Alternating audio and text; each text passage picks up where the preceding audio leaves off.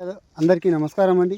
మనమైతే ఈ mono and ఆర్టిను spray చేసిన తర్వాత మనకు రిజల్ట్ ఏ విధంగా ఉందనేసి మనం ఒకసారి చూసుకున్నట్లయితే మనకు ఆకు వెనకల భాగంలో మీకు ఎలాంటి ముడత లేకుండా మనకు చాలా గ్రీనెస్గా ఈ గ్రోతింగ్ అదే విధంగా కింద నుండి మనకు పూతలు అనేసి స్టార్ట్ అవ్వడం జరుగుతుంది.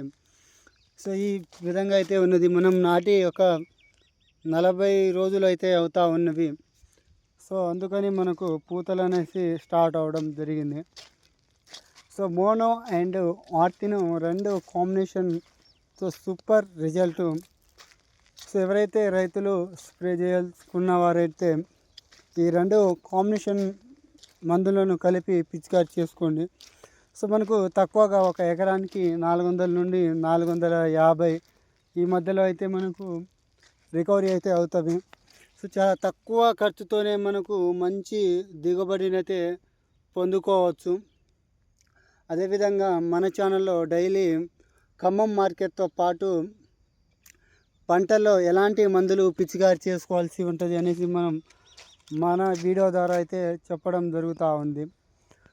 సో మనకు రిజల్ట్ అనేసి మీకు చూపించడం జరిగింది. సో మనకు కొట్టిన తర్వాత ఈ విధంగా అయితే రిజల్ట్ బాగుంది.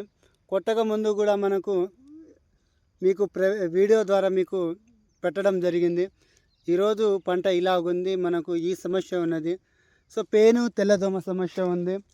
సో దానికి అనుగుణంగా మనం ఎలాంటి మందులు పిచికారి చేసుకోవాలనేసి మీకు ఆ వీడియో అయితే పెట్టడం జరిగింది.